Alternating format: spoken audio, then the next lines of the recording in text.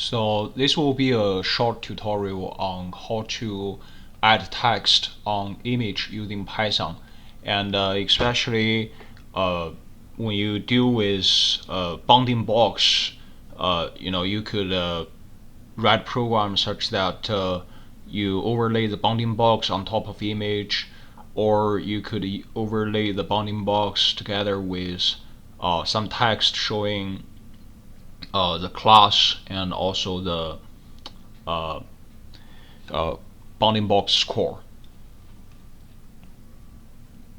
So starting from the beginning, we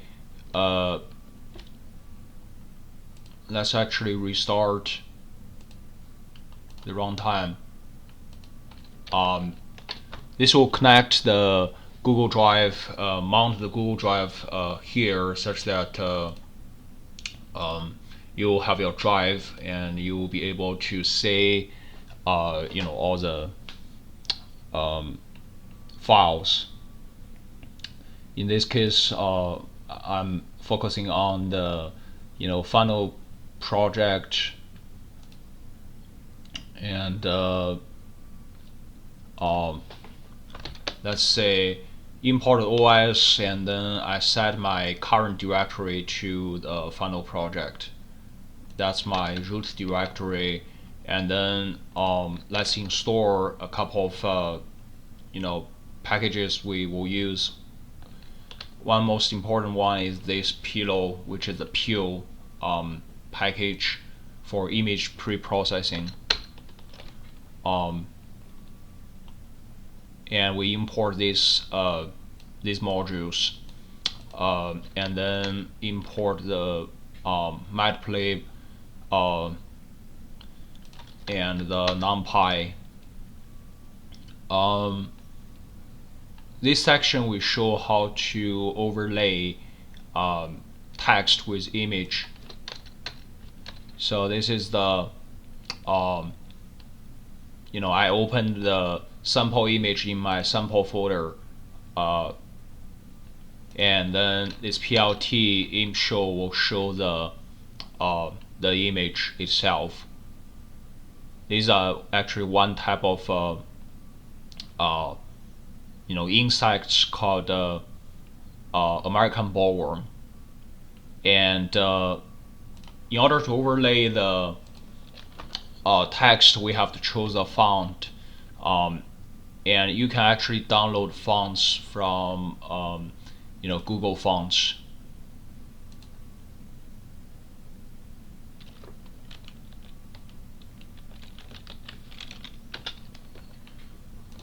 So this is the Google Fonts.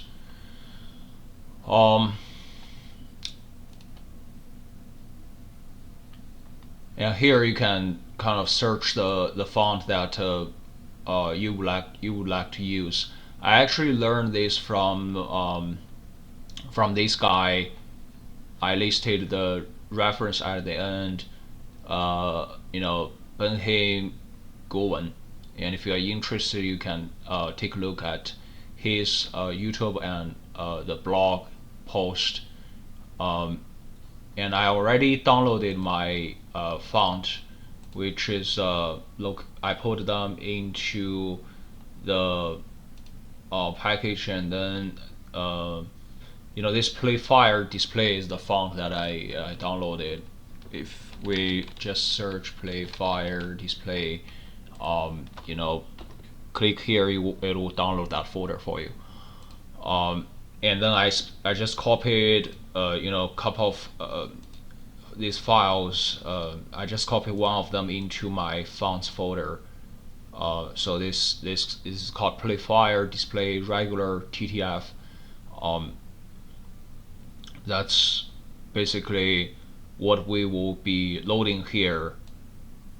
And then the image font package tells you that this will be loaded, and I don't fully understand this size, the request size in points. I don't fully understand the relationship between points and the pixels. So you might have to play around with it a little bit to finally settle down with an appropriate size here. But this is our title font, and then we use the this is a insect called American bollworm. So let's just put American bollworm there. In order to overlay the text, we will call the image draw.draw on the original image object loaded by the PIL library, and then this will give us a handle to later on overlay the text. And then we can call the .text method and then specify where to start. I actually start, you can see, from 500 pixel to 500 pixel x and y from top from the left and the top. So you can see the coordinates is for the y direction is going down actually, and then the x direction is going to the right. So this specifies the text start at 500 and 500. And the actual text is actually American bollworm, and font is our title font. And you can see we specified XY, TXT, and font. We didn't specify the color, so it's a default color, which is white. And you can read more about image draw into if you go to the original PIL, and you can sort of search, and you might want to check your PIL version, right? Although not quite sure.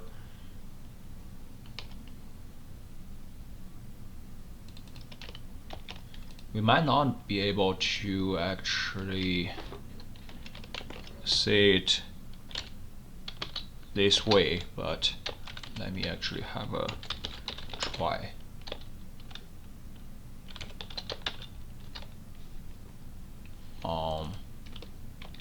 Maybe not.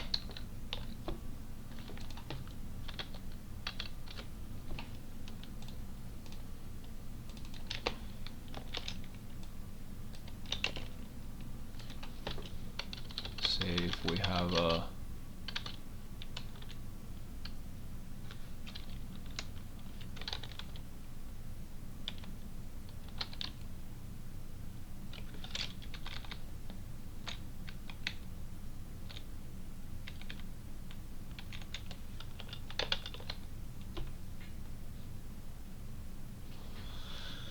oh, this does not show us the PIL version.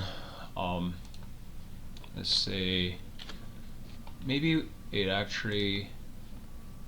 Let's see what it size when we install. This is actually 7-1-2. So if we want to see the actual PIL version, we might want to see this documentation, which is the release notes for 7-1-0.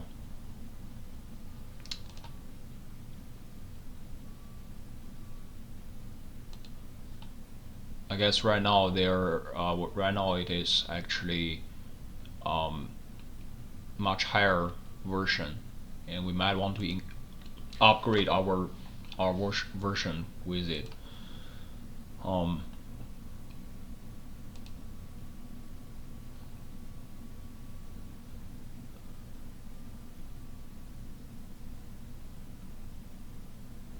And this is a version that matching us our version.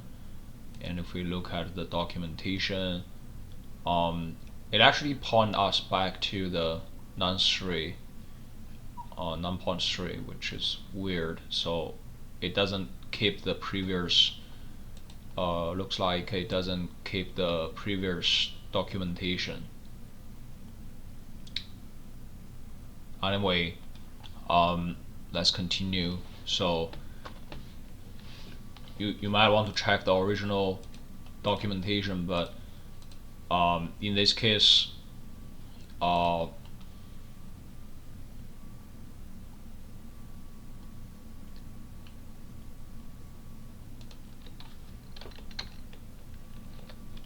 um, notice that we have an image draw object, and then in order to show the image, this line is a key line that put the text on top of the original image.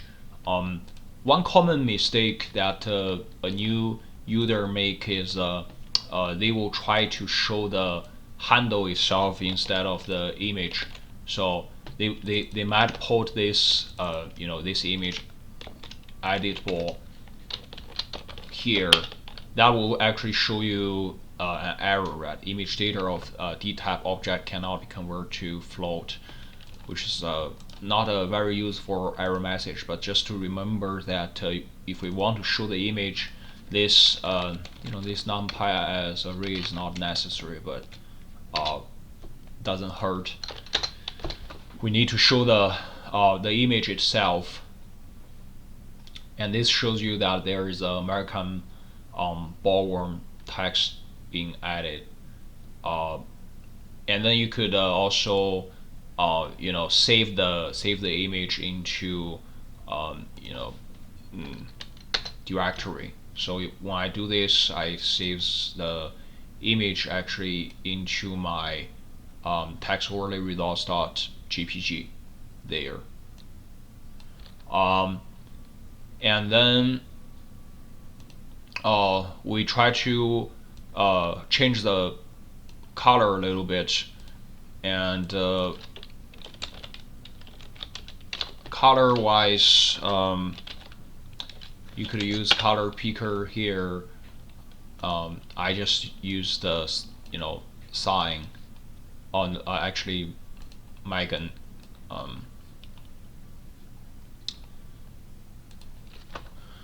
And if we run this, we can see the font color actually changed. And the Windows does not allow you to actually open more than 512 of these handles. So it's safe to actually delete the handle if you are not using it anymore. And then in this subsection, we will look at bounding box overlay. So in my case, I won't go into details about this code, but the final goal is actually obtain the bounding box location, which is expressed in form of x min, y min, x max, and y max. In this case, basically, I will later on introduce you the bounding box convention used here. But what I'm doing here, basically, I read my bounding box information database from a CSV file, and then you can see that for each image ID here, it has a ballworm type. There is American ballworm, and there is a pink ballworm. It's two types of insects. And then the bounding box, this is not exactly bounding box, but it's called polygon. And I won't go into details about that, but basically this function, when I give a certain image ID, it extract the records matching that ID. So we can see that we have 1, 2, 3, 4, 5 objects. 1, 2, 3, 4, 5. So we have 5 bounding box. In this case, this code just sort of you give an ID, it will extract those 5 boxes, and it tells you what's the image ID, what's the class name, and it returns a Shipley geometry polygon object, and from that object we can easily get the bounding box we need. Basically run the same line of code and give it to this variable, and then we have 5.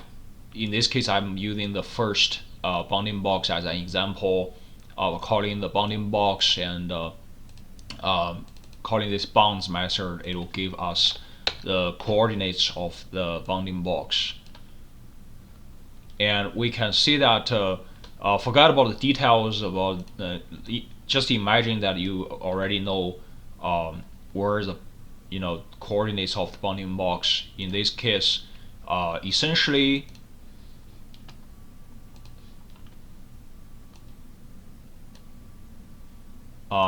essentially what is happening is that you have these coordinates that is y, and then this direction is the x, right?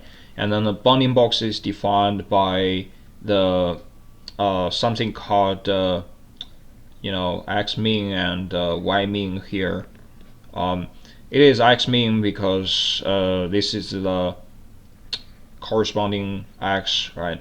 This is less than this corner. So the bounding box is defined by specifying coordinates of left top corner and the right bottom corner.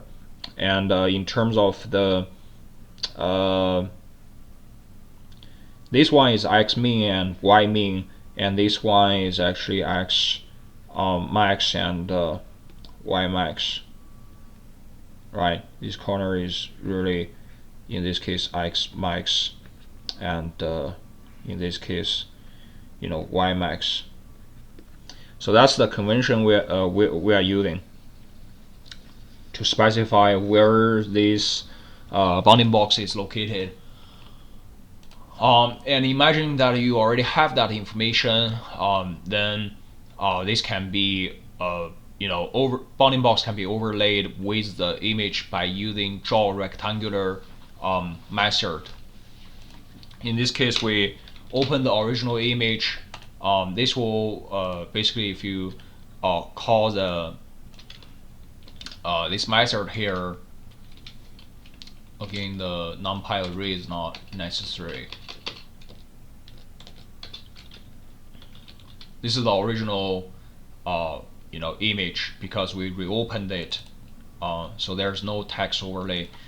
Now we can open this draw object, draw handle, and then we can use the handle to overlay the, instead of text, we overlay the box called rectangular, and then where do we overlay it is defined by these coordinates, and then the this one is the outline color.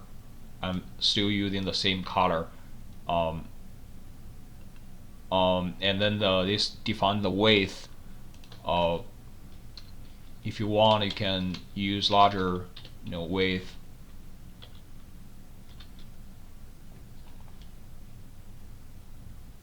You can see that that's a box overlaid on top of the objects, and we can delete our handle afterwards. Moving to the next section, we can overlay the box and the text. We can see that in this case we use the same font. Again, I don't fully understand what's the relationship between points and pixel, so I just tried 150. That's what I feel is appropriate in my case. And then here, this box class is the American ballworm, and score means that there's a 80% chance that this is a ballworm, and it's actually very common in machine learning, object detection, that you will have this score available. Right now, I'm just assuming machine learning model predict this is a American ballworm, and it is a 80% chance that there is an object detected here. And with that, we can use the dot format string, by inserting a space here, and then you will have ABW and 0.8. That's what you see here. And then let's construct that label, and then we can draw the, by calling this method, it will extract the actual label size, which will be used for adjusting the label on top of this box later. Let's run this, and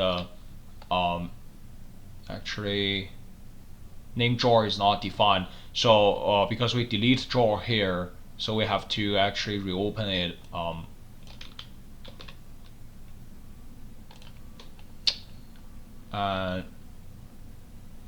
be honest, we reopen actually below, so let's actually move this on the top. We open this image, and then we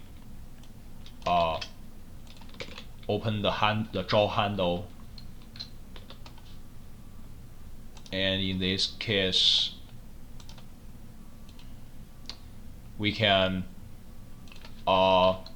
get the label size, and this is actually in pixels itself. So the label in our case is 608 in width in X direction, and 165 in Y direction. And then we can see that if we don't use this label size at all, what end up happening is that these two lines overlay this box. However, your text will be overlaid sort of inside the box, because it starts from the corner, from left top corner, which means the text will be somewhere here. That's not what we want. So if we, as a demonstration purpose, let's actually just run it like that. And this is a label in terms of string, and then again, we don't necessarily need the numpy array. If we show this, right, basically what end up happening is that you will have that text inside the box instead of on top. So if you want it to stay on top, you have to actually minus the label size 1, which is 165, right? You minus because the direction of the Y is actually downwards. So by minus, you move this text up. So let's rerun this portion of the code.